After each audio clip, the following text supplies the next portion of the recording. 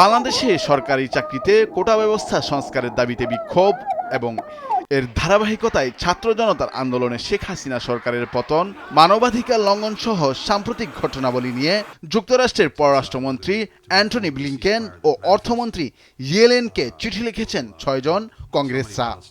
সেখানে উল্লেখ করা হয়, ওবায়দুল কাদের এবং স্বরাষ্ট্রমন্ত্রী আসাদুজ্জামান কামালের নিষেধাজ্ঞা চাওয়া হয়। চিঠিতে শেখ হাসিনা সরকারের মানবাধিকার লঙ্ঘনের ঘটনায় গভীর উদ্বেগ জানান এই আইন প্রণেতারা। একই সঙ্গে তারা আওয়ামী লীগের সাধারণ সম্পাদক ও ক্ষমতাচ্যুত সরকারের সড়ক পরিবহন ও সেতুমন্ত্রী ওবায়দুল কাদের এবং স্বরাষ্ট্রমন্ত্রী আসাদুজ্জামান খানের বিরুদ্ধে নিষেধাজ্ঞা আরোপের আহ্বান জানিয়েছেন। এই চিঠিতে কংগ্রেসের উভয় পক্ষ, সিনেট ও প্রতিনিধি পরিষদের এই সদস্যরা বলেন, হাসিনা সরকারের মানবাধিকার লঙ্ঘনের ঘটনায় তারা গভীরভাবে উদ্বিগ্ন। সরকারি চাকরিতে অন্যায্য কোটা ব্যবস্থার প্রতিবাদে শুরু হওয়া শান্তিপূর্ণ বিক্ষোভ দমনে গত 15 জুলাই পুলিশ ও আধা সামরিক বাহিনীর সদস্যদের মোতায়েন করে আওয়ামী লীগ। পরবর্তী সপ্তাহ জুড়ে আইন শৃঙ্খলা রক্ষাকারী বাহিনী বিক্ষোভকারী শিক্ষার্থীদের বিরুদ্ধে অসঙ্গতিপূর্ণ ও বেআইনি বল প্রয়োগ করে। ছোড়া হয় রাবার বুলেট, ছররা গুলি, সাউন্ড গ্রেনেড, কাঁদানে গ্যাসের শেল ও তাজা গুলি। এই আইন প্রণেতারা বলেন, এসব ঘটনা বিস্তৃত পরিসরে ভিন্ন মতাবলম্বীদের বিরুদ্ধে আওয়ামী লীগের চালানো দমনপীড়নেরই অংশ। নিজেদের মানবাধিকার লঙ্ঘনের ঘটনায় দলটির নেতাদের জবাবদিহিতার আওতায় আনা হয়নি। যদিও প্রধানমন্ত্রী শেখ হাসিনা পদত্যাগ করেছেন, তবে তাদের জবাবদিহির প্রয়োজনীয়তা রয়ে গেছে।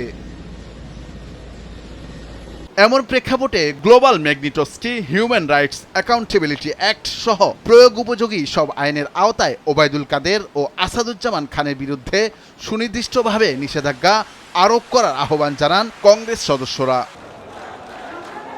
চিঠিতে উল্লেখ করা হয়, আন্দোলনে বেশিরভাগ সহিংসতার জন্য দায়ী দুই বাহিনী, পুলিশ এবং বর্ডার গার্ড বাংলাদেশ। সাবেক স্বরাষ্ট্রমন্ত্রী হিসেবে এর দায়ভার আসাদুজ্জামান খানের।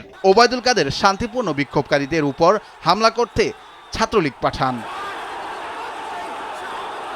সে সঙ্গে দেখামাত্র গুলি করার নির্দেশ দেন তিনি। সহিংসতায় অন্তত 200 মানুষ প্রাণ হারিয়েছেন, আহত হন কয়েক হাজার। কংগ্রেস সদস্যরা বলেন, প্রধানমন্ত্রী শেখ হাসিনার পদত্যাগের দাবিতে আন্দোলন শুরু হলে 4 আগস্ট আওয়ামী লীগ বিক্ষোভকারীদের উপর নিষ্ঠুর দমনপীড়ন চালায়। শান্তিপূর্ণ বিক্ষোভকারীদের উপর হামলা চালাতে ওবায়দুল কাদের ও আসাদুজ্জামান খান আবার আইন শৃঙ্খলা রক্ষাকারী বাহিনীর সদস্য এবং ছাত্রলীগকে লেলিয়ে দেন। এর ফলে সৃষ্ট সহিংসতায় ওই দিন প্রায় 100 মানুষ নিহত হন। চিঠিতে উল্লেখ করা হয়, বাংলাদেশের বর্তমান অন্তর্বর্তী সরকারের নেতৃত্বে থাকা নোবেল বিজয়ী ডক্টর মোহাম্মদ ইউনূস জরুরি ভিত্তিতে বিশ্ব নেতাদের প্রতি বিক্ষোভকারীদের বিরুদ্ধে সহিংসতা বন্ধে পদক্ষেপ নেয়ার আহ্বান জানান।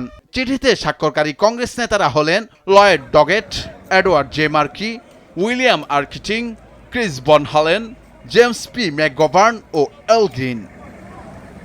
নুরুল আফসার, নিউজ ডেস্ক, ভোরের কাগজ।